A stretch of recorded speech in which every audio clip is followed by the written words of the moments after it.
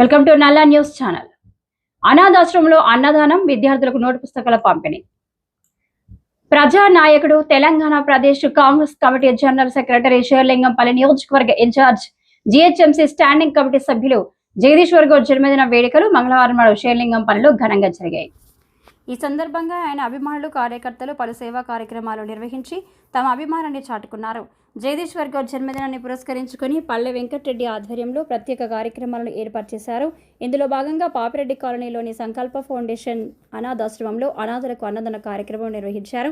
ఈ సందర్భంగా అనాథ పిల్లలతో కలిసి జన్మదిన వేడుకలను జరుపుకున్నారు.